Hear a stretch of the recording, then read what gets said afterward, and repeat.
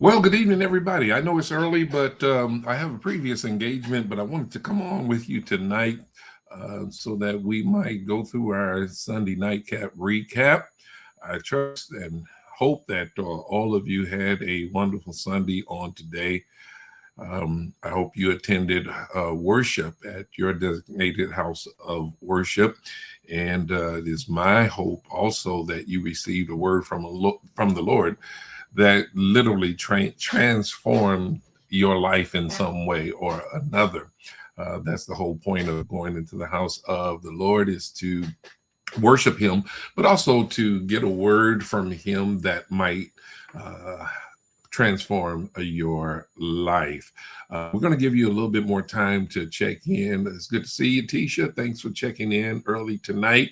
I hope everyone else who's getting the notification, hope you jump on real soon, because I'm only going to spend only a few minutes really, on tonight's recap. And while you're coming on, if you are on already, just let me know that you're with me. Just type something in the chat. Labrie, thanks for joining us here tonight. Put something in the chat. Just send me a shout out. Let me know that you're with me. Christy, thank you so much for checking in tonight. Take the time to connect with someone else and tell them that we're on a little early tonight. Again, it's only because I have a previously scheduled engagement, and so I'm not going to linger long. But I want to get on here and share with you what's on my heart to share with you and get right back off. I see you all are coming in now. Some of you are viewing. I see that it indicates that you're on with us, but yet you have not sent me any kind of greeting. But I just love to have people greet me when they come on, because I want to give a shout out to you if we have time to do so. The later you chime in, the less time I have with regards to having the opportunity to greet you on tonight. Once again, if you were in the house today, Canaan Worship Center, I know that there was at least something that was said that impacted your life.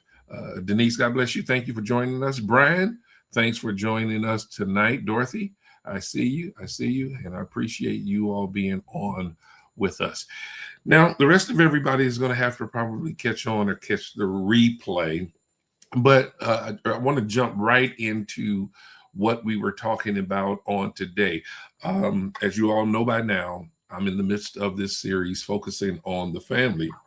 And I've been sharing with you kernels of wisdom that I believe will help you with regards to family matters. My focus is on family matters because I hope and pray that as you hear the wisdom that comes from these lessons, you'll realize more and more how much your family matters and how much of an impact that you can have on your family, how much of a positive impact you can have on your family. Actually, if you're not determined to follow the word of God, then you can have a very adverse effect on your family as well. So keep in mind that as we go through these kernels of wisdom, if you will, these nuggets that God has given me to share with you, keep in mind that whatever you choose to do can have either a positive effect or a negative effect on your family. And I know that your desires, because you have come on here with me tonight, your desire is to get all that you can, get all that you can get, rather, so that you might have the positive effect on your family that will bless your family for many generations to come. So I started out by letting you know that our focus of today's message, I was going to be focusing on distraction, deception, disobedience, disorder, and dysfunction. Those are the elements that can ultimately destroy a family if they are allowed to fester, if they are not dealt with quick, fast, and in a hurry. And you got to know the signs of distractions and deception and know how disobedience negatively affects your family. You got to know when your family is falling into a state of disorder and dysfunction. So when we talk about something being out of disorder, the first thing we think about is the fact that that thing that's out of order is broke. It's not working. Something is wrong. It's deficient. It's dysfunctional. Now, those are descriptions that a lot of us absolutely do not want to label our families with. And I don't blame you. You shouldn't want your family. Something is wrong with your family. You shouldn't want to feel as though there are deficiencies with your family. But let me say this: if these kind of things, if these elements exist in your family, you've got to know and believe that there is yet hope for your family. Don't give up on your family just because these elements may be present at the time. It should be incumbent upon you to want to rid your family of all of these negative elements, right? We looked at the story of Adam and Eve. After they had been created, God placed them in a beautiful garden, provided for them everything they needed. But in doing so, God provided boundaries for both Adam and Eve. You got to understand this and believe this. If you're going to have a family, if you're going to maintain a family that's going to constantly thrive and strive, then you must create healthy boundaries within your family. There has to be order. There has to be rules and regulations. Now, I know that in this day and time, it's not popular to even now suggest having rules and regulations that will establish order in the family. But despite the fact that we may seem to live in a lawless society, those of us who are born again believers, we should understand, based on what we read in the Word of God, that it is absolutely necessary to set healthy boundaries for your families. And those boundaries ought to apply not just to the children, but it should apply to the parents as well. It should apply to every member of the family. And one thing that we all have in common, believe it or not, all of us either are, or at least at one time, were a part of a family. Some of you might be saying, well, I'm the only living family member that I know of right now. That may be true, but nevertheless, we go through life and we at times adopt families. You know, families are not just established by blood. Families are established by common bonds. When you make a common bond with an individual or individuals, when you have something in common that brings you together, and the result is you become somewhat inseparable, or inseparable, I should say. I want to use the right word, inseparable. As a result of you creating this bond, you literally have become a family. If you are a constant participant or member of a particular community, you can consider yourself a part of a family. So if you're going to exist in a healthy family, you've got to be one who understands what it means to have healthy boundaries.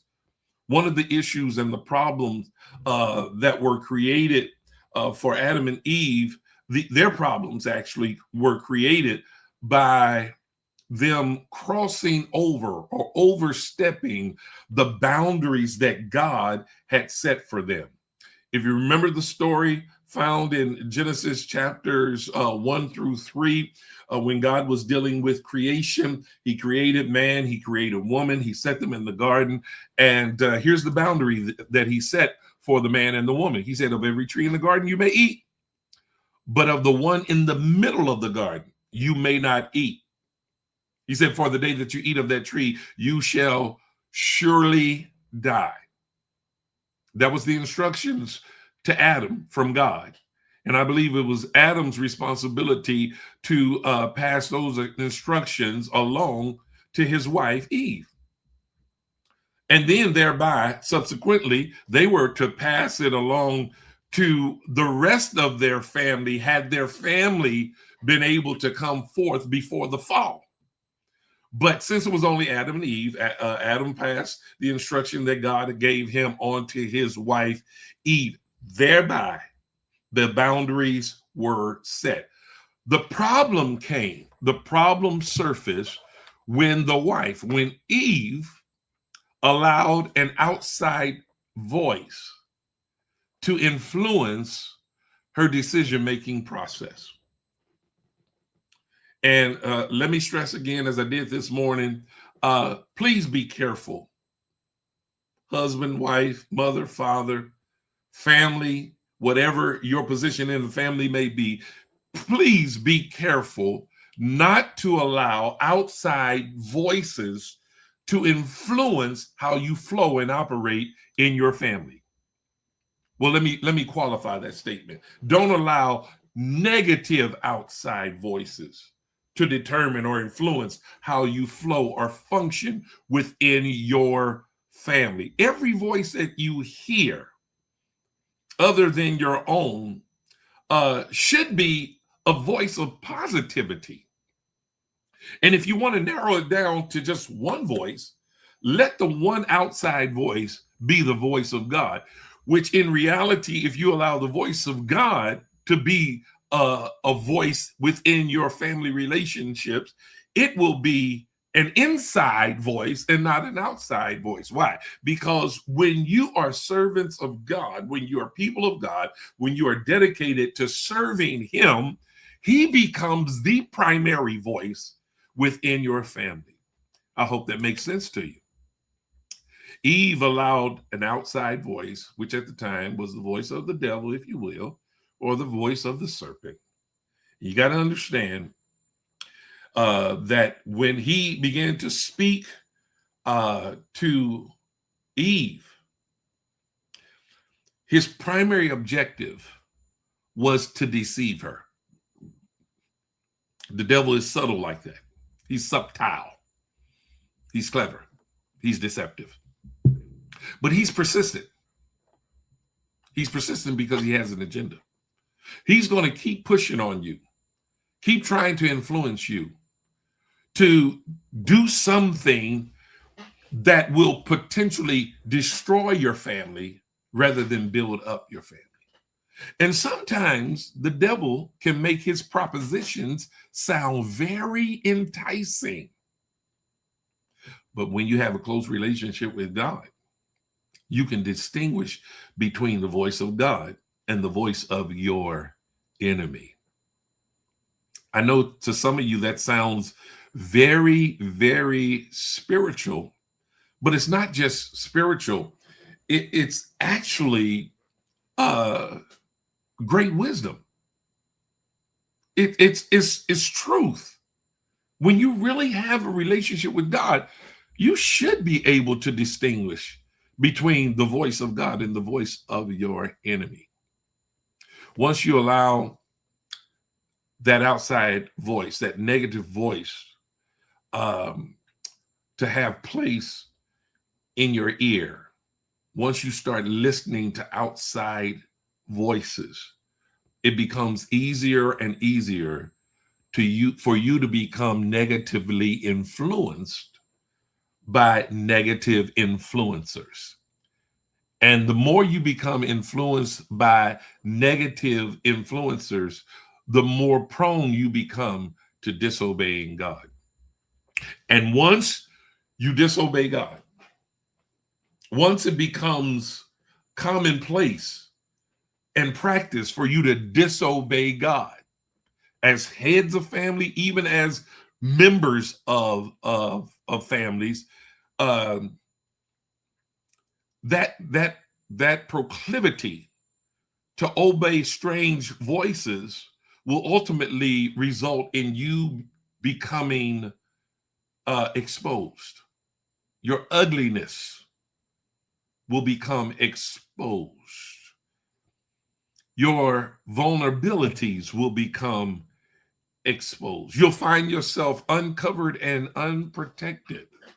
And anytime the family becomes uncovered and unprotected, the only thing that that family can expect is trouble. That's when the family starts heading down the road towards dysfunction and potential destruction. Disobedience will ultimately lead you to dysfunction. There was dysfunction in Adam's family simply because they chose to listen to an outside voice. I shared this morning also in the message how the man is the first one who is accountable for maintaining order, accountability, and stability within the household. God is looking at us men. God is looking at us men. He's expecting us men. I'm talking to the men right now. He's expecting us men to be who he has ordained for us to be, to do what he has ordained for us to do, and to literally be the gatekeepers of our families. Now, I know at times it becomes a little bit unpopular, men, because we are viewed as the bad guy. We are viewed as the disciplinarians and all of that kind of thing, but we can't allow ourselves to worry about that. We've got to stand firm and be who God has ordained for us to be. But then on the other hand, women, you got to allow your man to be a man, especially if you know that your man is a man of God. Brothers, we got to be committed to being men of God, living like men of God, and leading like men of God. But the woman, you've got to allow that man who has the desire to lead like a man of God to do just that. Allow him to lead. Honor him. Respect him. Teach your children to honor him and respect him. Now, when Adam and Eve disobeyed God and God came into the garden and expected them to give an account of themselves, the first thing they started to do was to play the blame game. Adam blamed the issue or the problem on Eve. Eve blamed the problem on the serpent. But as I stated earlier today, that whenever you see the seeds or the start of dysfunction to occur in your family, the last thing you want to do is play the blame game, because that won't help to fix it. The blame game won't exonerate you from your part in the dysfunction of your family. When you know there's dysfunction in your family, the best thing you can do for yourself is just own it. Own it for you, first of all, because things can never get better with you until you own up to the fact that something is broken in you.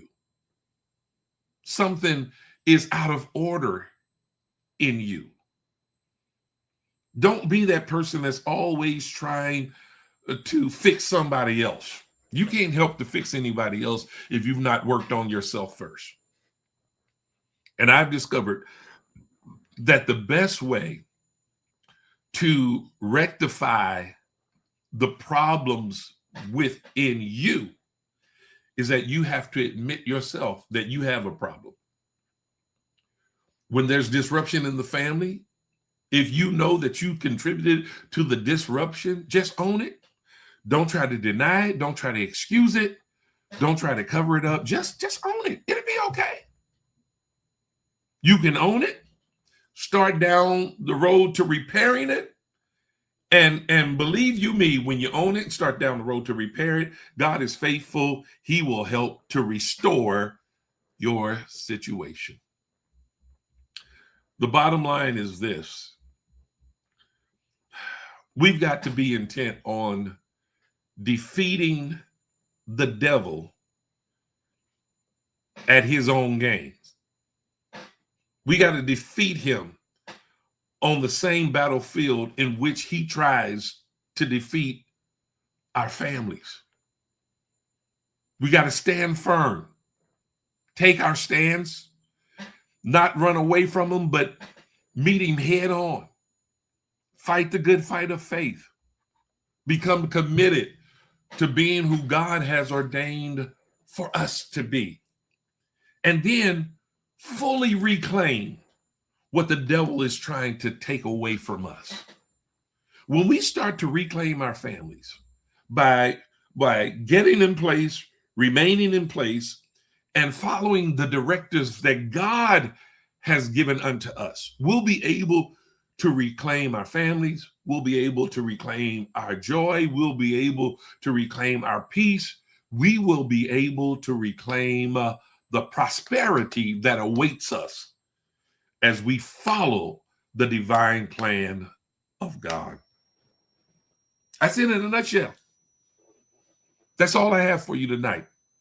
And I hope that was a blessing to you tonight, and I hope it was a blessing to you this morning. For those of you that are just peeping in on this Sunday nightcap recap, you weren't in worship today, you were in your own worship at whatever church you worship at, and maybe you're interested in hearing the whole message. You can always go to the replay on Canaan's YouTube channel. Right here on this YouTube channel, you can go back to the replay and listen to the entire message. And I guarantee you that there will be something said that will definitely transform your life. Well, it's been my joy and my pleasure sharing with you tonight. And I hope that you have been as blessed receiving it as I have been blessed by sharing it with you. Well, until next Sunday evening, not this same time, maybe a little later, but until next Sunday evening, have a great week and you be blessed in God.